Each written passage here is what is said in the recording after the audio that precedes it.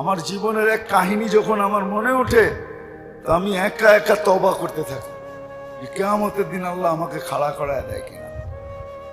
আমি মসজিদে বসে বলতেছি আমার এক জীবনের কাহিনী আমাকে অনেক কাঁদায়। আমার জীবনের এক কাহিনী যখন আমার মনে ওঠে তো আমি একা একা তওবা করতে থাকি যে কিয়ামতের দিন আল্লাহ আমাকে খাড়া করায় দেয় কিনা। আমি মসজিদে বসে বলতেছি আমার এক জীবনের কাহিনী আমাকে অনেক কাঁদায়। কারো সামনে কাঁদায় না, একা একা কাঁদায়। যখনই আমার মনে ওঠে আমার মনে হয় দিলের ভিতরে কে জানি আমাকে ছুরি দিয়ে মারতেছে। এত ব্যথা লাগে যে আমি করলামটা কি।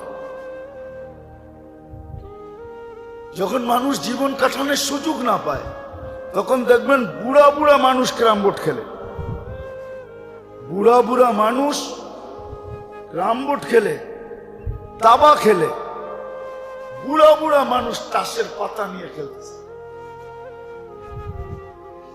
আমি এরকম জামাতে এক জায়গায় গাছ করতে গেছি তো যে দেখতেছি ছুটির দিন ছিল, সব বুড়া বুড়ারা সমুদ্রের পাড়ে বৈশা তাস খেলতেছে। আমাকে যখন দেখছে জিজ্ঞাসা করতেছে হুজুর কি জন্য আসছেন? আমি বলছি মসজিদ থেকে আসছি। গাছ হয় না তালিমি গাছ। তো আমার এক বুড়ায় বলতেছে আমরা যে ইবাদত করতেছি আপনার চোখে পড়ে না? এই কথাটা আমাকে এখনো ব্যথা দেয়। সে তো বেঈমান হয়ে গেছে। আমি কেন ওই মুহূর্তে গেলাম?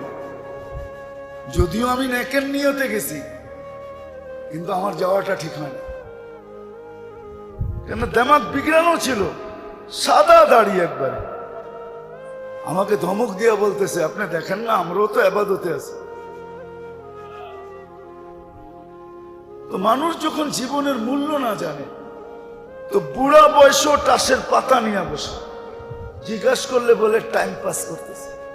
কি হ্যাঁ, মাঝে মাঝে জানি না কিরকম আপনারা ভাববেন, হাইওয়েতে ডেলি তো চলা হয় না, এখন জুমা পড়াই বেরিয়ে যাবো, দূরে যেতে হবে। রাস্তাঘাটে অনেক সময় যুবকদের বাইক চালানো দেখলে আমার মনে হয় ওরা মনে হয় দুনিয়ার থেকে বিরক্ত হয়ে গেছে, নাইলে এরকম চালায় কেন? ও মনে হয় দুনিয়ার থেকে বিরক্ত হয়ে গেছে। চালানোর স্টাইল দেখলে এমনে সেমনে কইরা ফুল স্পিরিটে যাইতেছে, সবাই রে কাইটা কুইটা ওভারটেক করতেছে। আমার মনে হয় দুনিয়ার থেকে বিরক্ত হয়ে গেছে। এই কারণেই তো বহুত মানুষ বহুত